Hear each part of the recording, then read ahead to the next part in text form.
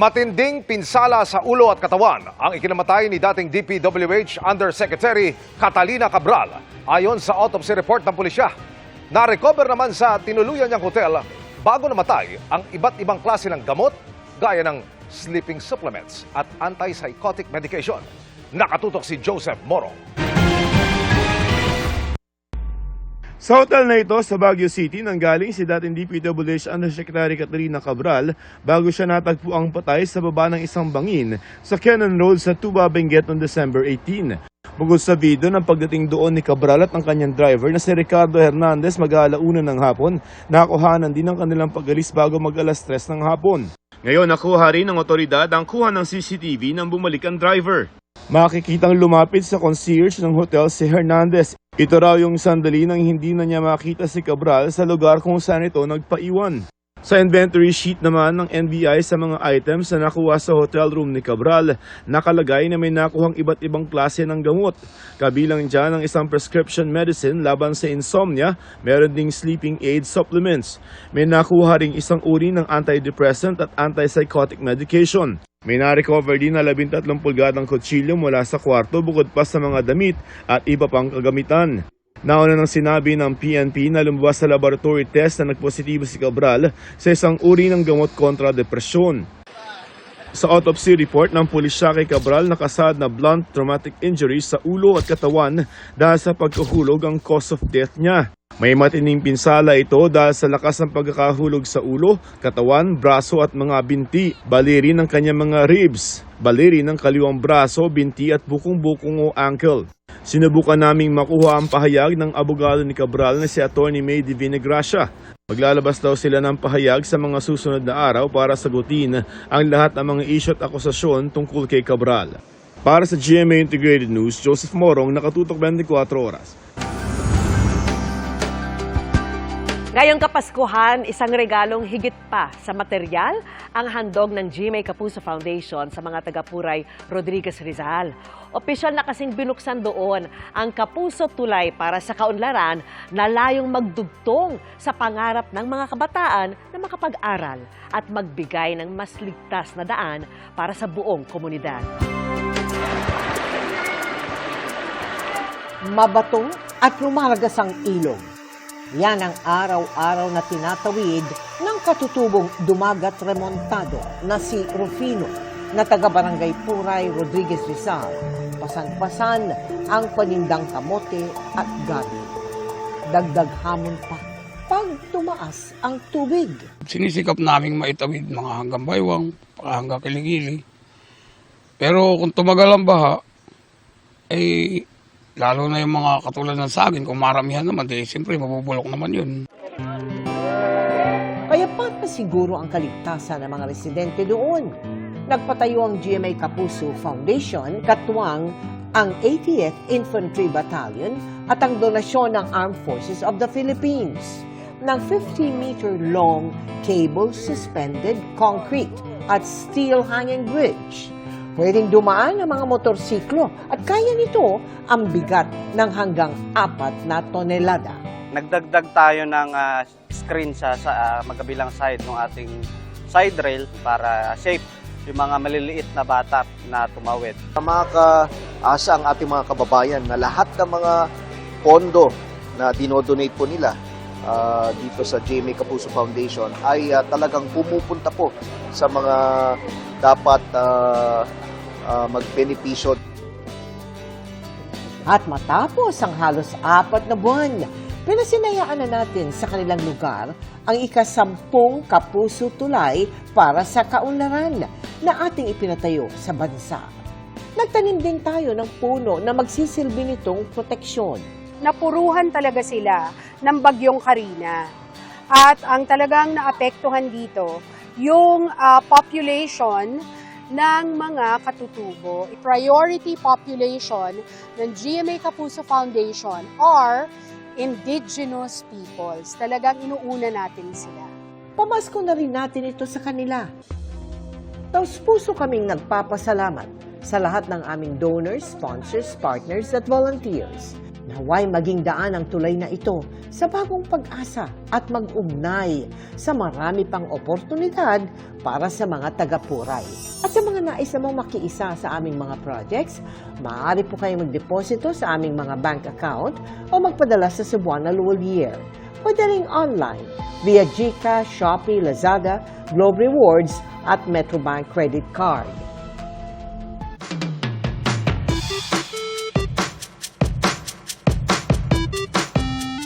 Ano po ang Christmas tradition nyo mga kapuso? Ang kababayan nating nakatira na ngayon sa Italy, ibinahagi online ang dekada-dekada ng tradisyon ng pamilya ng kanyang mister na Italiano, ang pagbuo ng Belen o yung nativity scene. Ano kaya ang kinalabasan nito? Kuya Kim, ano na? Kahit ilang taon nang nakatira sa Sicily, Italy, ramdam pa rin daw ng kababayan nating si Sandra ang simoy ng Paskong Pinoy.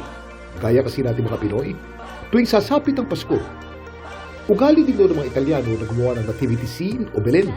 Dito sa Sicily, napapansin ko talaga na marami nagdi-display ng nativity scene. Para sa kanila, pinaka-importanting Christmas display daw ang nativity scene. Mas importante pa to kaysa sa Christmas tree. Kasi ang sineselebrate natin ay ang kapanganakan ni Jesucristo. Ang paggawa ng nativity scene, matagal na raw na tradisyon ng pamilya ng kanyang mister. Ang nativity scene display dito sa bahay namin sa Italy, yearly talaga siyang ginagawa. So every year, bago magpasko, nagde-decorate na kami. Ang Belen nila sa taong ito, na may lapad na 6 na metro, 5 araw na nilang binuo. Yung mga materials na ginamit namin dito is more on natural. Gaya nito, ang lumot or moss, tapos mga damo, tapos yung mga bahay, gawain ng aking father-in-law, gawa sa mga cardboard boxes. May tubig, parang ilog style na ginawa ng asawa ko. Kahit pa paano, sa pamamagitan ng tradisyong ito, naibsan daw ng pagkamis ni Sandra ng kanyang pamilya sa Pinas ngayong magpapasko. Alam niyo ba ang tradisyon ng nativity nagsimula sa bansa kung saan ngayon nakatira si Sandra? Sa Italy. Ang isa sa pinakaunang nativity scene, isang wall painting mula 380 AD. Matatagpuan ito sa catacomb o libingan ni St. Valentine. Isa pa sa tinuturing na earliest nativity scene. Nakaukit sa sarcophagus ng Roman general na si Stilicho na namatay noong 408 AD. Taong 1223 naman, gumawa si St. Francis of Assisi ng isang living nativity scene sa bayan ng Greccio. Habang noong 1290, ang skulptor na si Arnolfo di Cambio nag-ukit ng stone figures ng Holy Family, 3 kings, pati na ng ox at ass. Nakadisplay pa rin ito ngayon sa Basilica of St. Mary Major sa Rome. Sa paglipas ng panahon, ang paggawa ng nativity scene nagkalat sa maraming lugar sa mundo. Hanggang sa naging bahagi na ito ng Christmas tradition nating mga Pilipino. Kamakailan lang, pinarada sa Maynila ang mga naggagandahang Belen na ito na pinagtulungan buuin ng mga residente mula sa iba't ibang barangay sa Maynila gamit ang mga recycled materials. Ang ganda po ng Belen nyo! Bahagi ito ng taunang Belen Festival na inorganize ng De La Salle College of St. Benil Center for Social Action. Layo ng Belen Festival na i-promote ang environmental awareness at sustainable practices sa pagdiriwang ng Kapaskuhan. What a way, to finish our Jubilee Year of Hope with our Belen Festival. Ramdam na ramdam po ang liwanag ng pag-asa sa bawat isa. Laging tandaan, importante ang may alam. Ito po si Kuya Kim bumabati ng isang masayang Pasko, mga kapuso. On fire ang mga kaabang-abang na eksena sa Encantadia Chronicles Sangre mamaya. Ang makakatapat kasi naming mga sangre na si Gargan, hindi lang daw may bihag kung hindi may itinatago pang alas. Makichika kay Nelson Canlas. Kung nagugulat ka sa mga plot twist ng Encantadia Chronicles Sangre tulad ng maraming Encantadix, hindi ka nag-iisa dahil maging ang mga nagsisiganap sa top-rating Telefantasia, shook din sa evolution ng kanilang roles at sa mga matitinding ganap. Si Gabby Garcia na gumaganap bilang Alena, hindi raw inaasahan ang pagbabalik niya sa serye. Marami nga ang humanga sa inabangang fight scene ni Alena. Nang makaharap si Hagorn na nagbalat kayo, Aspirena. There's this new Gen Sangres na may bago silang ginagawa sa mundo ng mga tao. Tapos meron naman kami na iba rin yung ginagawa namin sa Encantadia. Magkakausap nga kami palagi kami nila Glyza na parang grabe nakakagulat yung mga happenings. Ayos lang kay Pirena Glyza de Castro, lalo't magiging posible ang mga reunion ng OG cast dahil sa plot twists. Siguro naman naririnig nila na magkikita-kita ulit ang mga mag-aapoy, ang mga magkakapatid. Sila Mihan, Danaya, at Alena. So abangan niyo po yan. Ngayong gabi, haharap ang New Gen Sangre sa isang matinding hamon. Bihag na ni Gargan, sina Akiro at Tina. Kapalit nito ang isang mapanganib na komprontasyon. Mas marami pang kapanapanabik na tagpo sa mas tumitinding kwento ng Encantadia Chronicles Sangre. Nelson Canlas updated sa Showbiz Happenings. Isa pang away kalsada sa Marikina City naman. Ang singitan papasok sa parking e nauwi sa pananakal, duruan at hampasan. Nakatutok si Von Aquino. Sa viral video na ito, makikita ang komprontasyon ng driver ng pickup at gray na kotse sa Riverbanks Avenue, Marikina City. Maya-maya lumabas ang isang lalaki mula sa puting sasakyan na nasa harapan ng kotse at sinunggaban ang driver ng pickup. Noon na lumabas ang babaeng sakay ng pickup at hinatak ang isa pang babaeng mula naman sa kotse.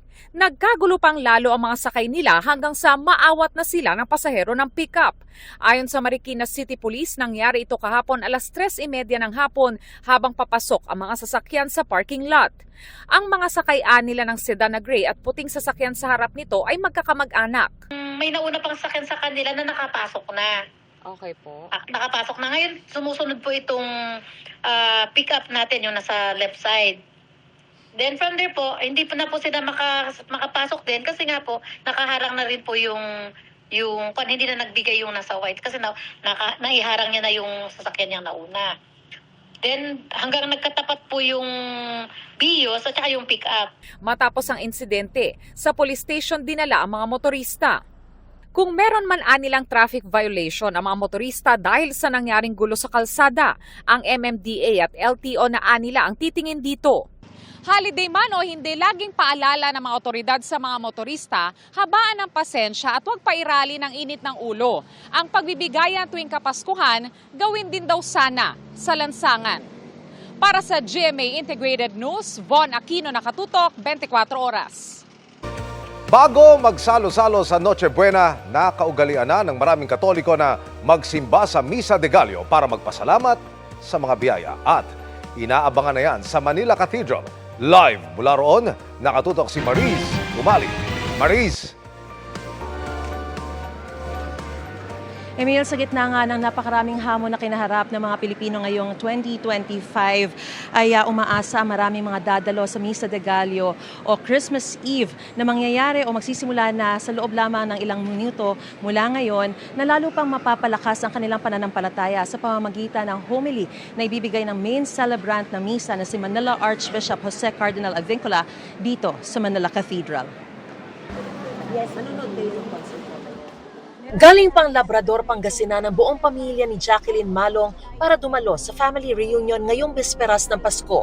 Pero bago ang salo-salo ay dadalo sila sa Misa de Gallo dito sa Manila Cathedral. Yun po yung pasasalamat natin kay God dahil birthday niya ngayon. Yung siya ang good creator natin, good provider, good healing. Binabalik natin sa kanya yung pinakamataas na papurit pasasalamat sa Diyos. First time din dito ng taga-Laguna si Vicky Deloria at kaibigan niya. Kaya narito na kaninang hapon pa lang. Napaka-importante po sa akin ang bisperas ng Kapaskuhan po kasi ito po yung kaarawan ni Jesucristo para sa lubungin yung pagdating niya bilang isang tagapagligtas po. Lubos po ako nagpapasalamat na sa araw na ito ma-attend ko po yung mass mamaya. Mula naman sa Samar ang pamilyang ito. Kailangan po ma-feel po namin yung present ni God. Pagpapasalamat po sa kanyang dahil pagpaparating at paggagawa ng mga blessing pa, kabutihan pa. Bago pa ang mismong Misa de Gallo o Christmas Eve Mass, ay pinaliwanag sa akin ni Father Viel Bautista, Vice Rector ng Manila Cathedral, ang halaga nito bilang pagsisimula ng mahabang pagdiriwang ng kapanganakan ni Jesucristo. Dahil ang Pasko ngayong taon ay pinagdiriwang sa huling mga araw ng panahon ng Hubileo, lalo raw tayong hindi dapat mawala ng pag-asa sa mga krisis na kinakaharap ng bansa. Namulat nito yung mga consciousness natin. Malaking bagay ang pag-asa ngayong panahon ng Kapaskuhan. Ang pag-asa ay isang pagyakap sa katuparan at sa kabutihan ng Diyos. Hinikayat din niya ang mga mananampalataya na bigyang halaga ang espiritual na paghahanda kaysa sa pisikal na dekorasyon. Bago ang Christmas Eve Mass, ay nagkaroon ng Christmas concert dito sa Manila Cathedral. Dito, inawit ang iba't ibang Christmas carols mula sa loob at labas ng bansa. It's there to arouse our hearts once more for the celebration of Christ's coming. Emil, dahil iba-iba naman yung liturhiya sa misa ngayong gabi at bukas, kahit dumalo na sa misa ngayong gabi, ay inaasahan pa rin at hinihikayat pa rin ang mga mananampalataya na magsimba muli bukas sa mismong araw ng kapanganakan ni Jesucristo. Dito naman sa loob ng Manila Cathedral ay puno na yung loob ng simbahan na aasahang aabot sa mahigit 2,000 ang dadalo sa Misa de Gallo ngayong gabi. Emil? Maraming salamat, Mariz Umali. Paulit-ulit na paalala, iba yung pag-iingat kapag nasa kalsada. 3 ang sugatan ng magsalpukan ang isang motorsiklo at L300 sa Taguig. Nakatutok si Dano Tingkungko. Nakabibigla ang viral video ng pagsalpok ng isang motorsiklo sa kasalubong na sasakyan sa 15th Avenue sa Barangay East Rembo, Taguig. Madaling araw nitong December 18. Nakuhanan din ito ng CCTV sa barangay. Sa investigasyon ng Taguig Traffic Police, bumabagtas ang motorsiklong may angkas at tila may kausap nang biglang napaling ang manibela ng motorsiklo at sumampa sa kabilang lane. Itong motor ay mayroong kasabayang motor din na isa. Then they were talking. Hindi ko alam kung nagtatalo sila Tapos nung ibig sabihin na nakatutok siya dun sa may camera nung nakatingin siya dun sa camera nung cellphone nung nakasabayan niyang motor. Hindi niya alam na yung manubela niya pala na sa opposite direction. So nag-head on sila nung L3. Nirespondehan ng Taguig Traffic Police sa Traffic Management Office sa mga sangkot sa aksidente. Nasa maayos ng lagay ang rider ng motorsiklo at angkas nitong nagtamo ng samot-saring sugat sa katawan. Nagtamo rin ng sugat ang driver ng L300 bagamat hindi naman daw ito malubha. Kalauna, nagkaayos ang 2 panig. Ayon sa pulisya, wala namang indikasyong nakainom ang sino man sa mga nasangkot sa aksidente. Pero dahil Pasko ngayon, paalala ng mga otoridad, lalo na sa mga nakamotor, iba yung pag-iingat sa anumang pwedeng maging distraction sa daan. Alak man yan o kausap. Focus ka sa pagmamaneho. Wala kang distraction, hindi ka pwede nakipag-usap sa kabilang. Basta focus lang hanggang makarating ka sa paroronan. Hindi pwede yung nagmamaneho ka, may kinakausap ka sa cellphone, nag-aaway, nagtatalo pa. Para sa GMA Integrated News, Dano Tingkungko, nakatutok 24 oras. 8 pelikulang maghahatid ng kilig, saya, takot at iba pa ang mapapanood na sa Metro Manila Film Festival simula bukas po yan. May mga nakasulyap na sa kani-kanilang premiere at sa early reviews pa lang, sulit muli ang Film Fest. Yan ang chika ni Aubrey Carampel. We both have bad taste in men. We deserve better. You deserve better. Bukas na magpapakilig ang trio ni Will Ashley, Dustin Yu at Bianca De Vera sa MMFF rom-com movie na Love You So Bad. Live my life the way I want to. Kulab ito ng 3 film production giants na GMA Pictures, Star Cinema at Regal Entertainment. Sa trailer pa lang, kita na ang chemistry ng mga bida na gumaganap bilang sina Vic, LA at Savannah. He is LA, Mr. Savior. Kumatap, tiwala ka sa akin. Okay. And he's my adventure. He is Vic, Mr. Sungit. Kaya ako late nagdrama ka pa kagabi. Nagdrama ka kagabi? But he's my calm. Nakakatuwa lang kasi nagkaroon kami ng chance para ma-share yung knowledge namin sa craft namin. I hope na magustuhan to ng mga tao kasi grabe, mixed ang emotions dito Talagang saan ka ba, ganun Ako super proud ako sa aming tatlo. Kami ni Bianca, first time namin mag-work together. Kay Will naman, syempre magkaibigan na kami before. Tapos nakapagtrabaho na rin kami. Madalas kami magkasama. So, in a way, medyo mas talagang nakapag-bond kami. Alam mo yun, mas napaptibay yung friendship. Ang tanong ngayon sa fans, Team Savic ka ba o Team Lavan? Vanna, are you falling in love with two men? Ang sarap paglaruan ng dynamics namin at mag-explore ng kung anong kaya namin gawin as two different love teams and as a trio. And of course, working with Direk May was also as wonderful. Mas na-excite ako for us and lalo na para sa mga taong mapapanood to. So ayun, feeling ko lang dami natin mapapasaya at mapapakilig this coming Christmas. Come on, let's reconnect. Ilang kapuso and sparkle stars din ang bibida sa iba pang 2025 MMFF entries. Ang Legaspi family na sina Zoren, Carmina, Mavi at Cassie kasama sa cast ng family drama film na Reconnect. With Cocoy De Santos and Sangre stars Angel Guardian at Kelvin Miranda. Mananakot naman ngayong Kapaskuhan sa Shake, Rattle and Roll Evil Origins sina Carla Abellana, Manilyn Reyes, Ashley Ortega, Isabel Ortega, Dustin Yu, Matt Lozano, Althea Ablan at Elijah Alejo. Sa Bar Boys After School, ang second installment ng Bar Boys movie, muling bibida si Rocco Nasino, reprising his role as Attorney Toran Garcia. Kasama rin sa film ng Sparkle Stars na sina Will Ashley, Glyza De Castro, Therese Malvar, Bryce Eusebio at Royce Cabrera. Star-studded naman ang Call Me Mother starring Vice Ganda and ex-PBB housemates. Ito ang first MMFF film ni Sparkle Big winner Mika Salamanca at co-housemate na si Shuvi Etrata. Full support syempre ang PBB family, pati ang It's Showtime host.